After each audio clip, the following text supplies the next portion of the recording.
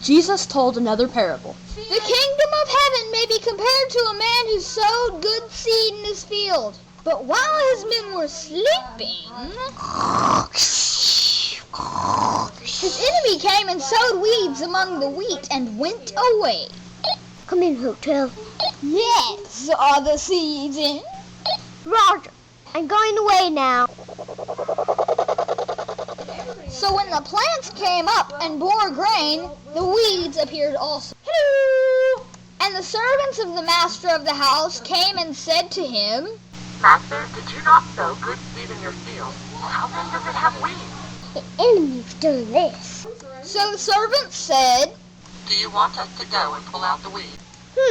Nah. If you gather the weeds, it might hurt the grain. Let them both grow until harvest time. Then when we harvest the grain, we can separate them from the wheat and burn the wheat. Uh-oh, let's get out of here.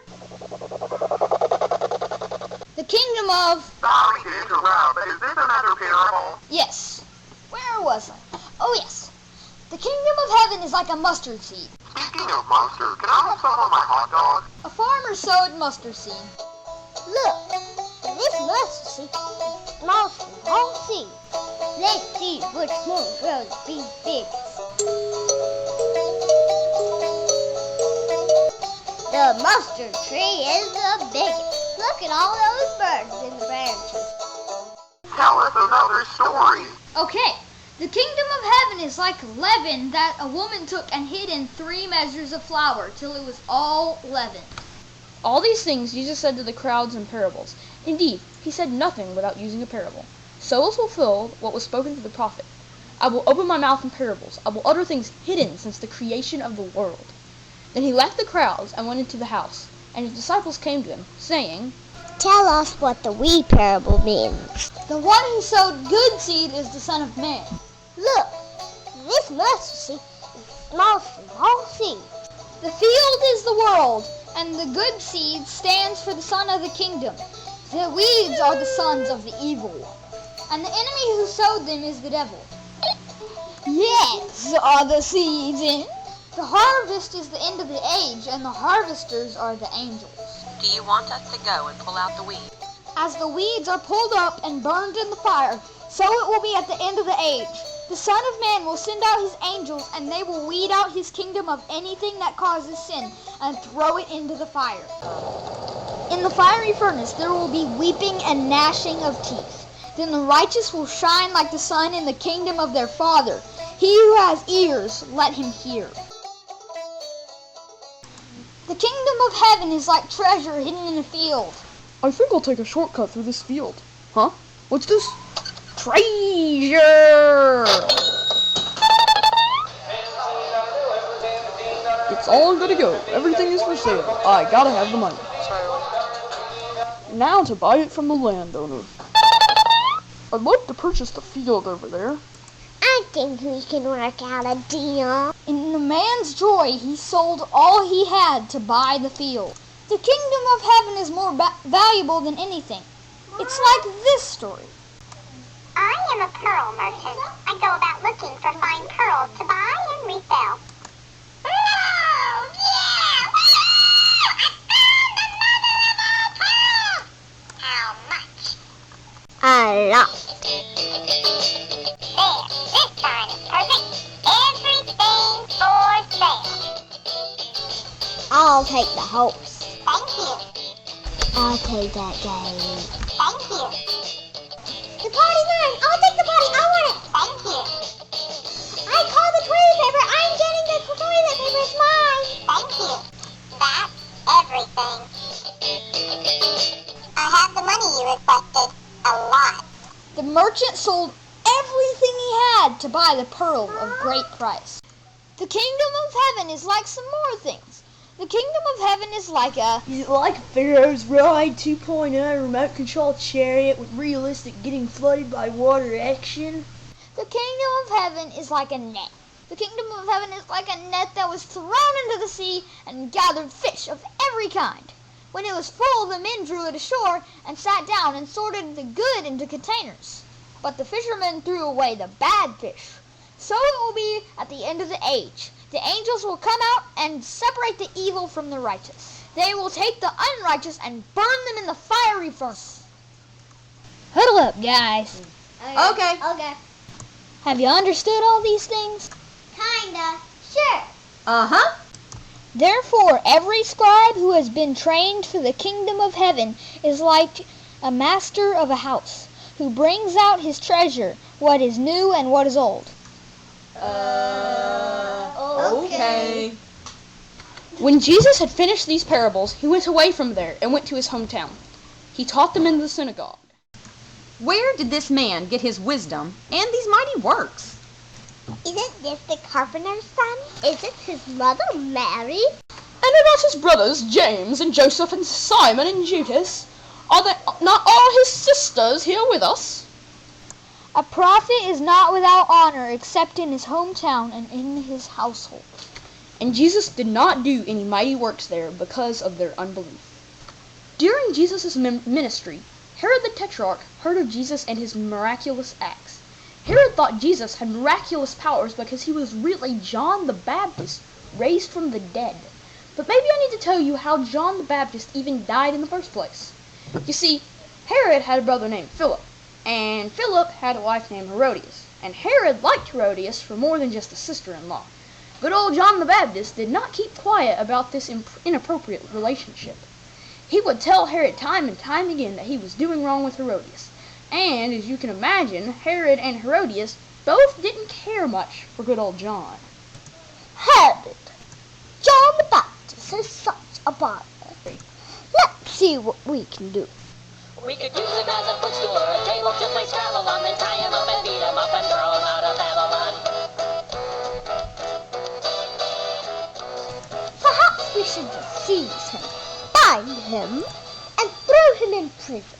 Sounds like a good idea. While John was in prison, Herod's birthday rolled around, and he had quite a party.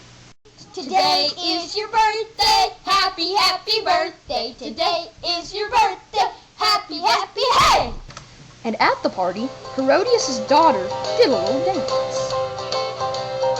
You put your right hand in, you put your right hand out, you put your right hand in and you shake it all about. You do the hokey pokey and you turn yourself around. That's what it's all about. Oh boy, oh boy. She was good. My dear, that was the dandiest dance I ever did see. I want to give you something. What would you like? Can you give me just a minute? Mom, do you think I should ask for my own island? Maybe a palace? My own army? No, no, and no.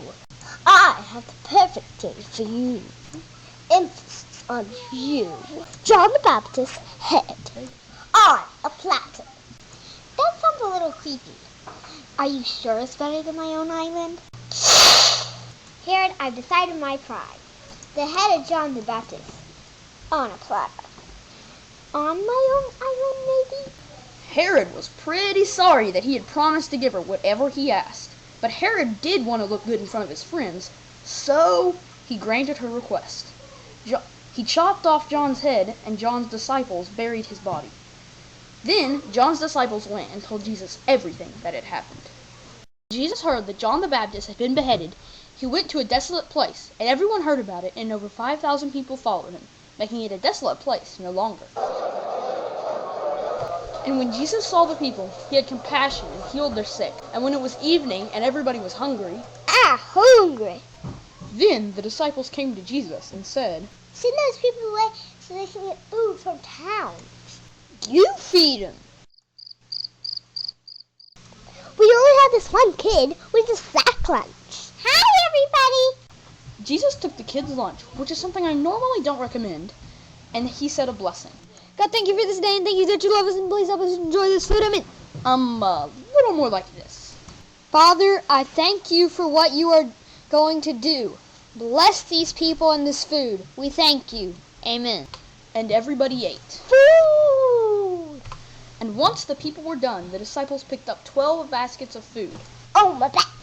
And then everyone left, making it a desolate place again. Immediately, Jesus put the disciples in a boat and sent them to the other side. On you go. Just keep rowing. I know the wind is against you. I know a storm is brewing. Trust me. What about all the people? I will dismiss them. I think I can handle that. Don't you want someone to stay with you? I need to be alone and pray a little while. Trust me. After Jesus had finished dismissing the crowds, he went up on the mountain by himself to pray. He stayed there for quite some time, and when evening came, Jesus was still praying. But by this time the boat was a long way from shore. The disciples were having a hard time. The wind and the waves were against them. This hard time went on until about 4 o'clock in the morning. But suddenly the disciples spotted something or someone walking on the water. What is that? You're just tired. Somebody's walking on water. No one can walk on water. It's something scary. What is going on? First we were barely making it across the water. Now we're gonna have to face some spirit on the water. Take heart, it is I. Do not be afraid. Lord, if it is you, command me to come out to you on the water. Come, Peter. What is Peter doing? I wish I would have thought of that. So Peter did. He really stepped out of the boat and onto the water. I don't know if he was bold or awkward, but he did walk on the water until the storm kicked up quite a bit. Peter started to look scared again. He began to look at the storm and the waves around him. While Jesus was watching him, Peter began to sink. Lord, save me! Take my hand, Peter. Oh, you of little faith. Why did you doubt? Then they walked together back to the boat. When they got into the boat, the wind stopped. Something changed that night in our hearts. We knew that Jesus was the Son of God, but now we knew in a deeper way. We worship Jesus. We worship that God-man right there in the boat. I guess this is why Jesus wanted us on that crazy expedition that night, to trust him more. And when they had crossed over, they came to the land of Gennesaret. We have found Jesus. Bring all your sick. Hurry. Jesus, we know if we just touch your clothes, we will be well. And as many as touched his clothes were made well. Out of the blue, some Pharisees and some scribes came to Jesus. These guys were from Jerusalem, so they were the best of the best. And they asked Jesus a question, trying to trick him. Why do your disciples break the law when they don't wash their hands? Where in the law does it say that non-Levites have to wash their hands? Well, you see, it's kind of more like, And speaking of breaking laws, you guys break the 5th commandment. Oh, yeah? How? Okay, when people get old, their children are supposed to take care of them, right? Right. But you say it's okay to take the money you would have given to your parents and give it to the temple, to you. It's not just like that. You got it all wrong. We're really just, Isaiah was dead on right when he prophesied about you. Mm-hmm. It wasn't good. He said, "These people honor me with their lips, but their heart is far from me. They worship me in vain, but their teachings are merely human rules." Aw, I thought we were gonna get him this time.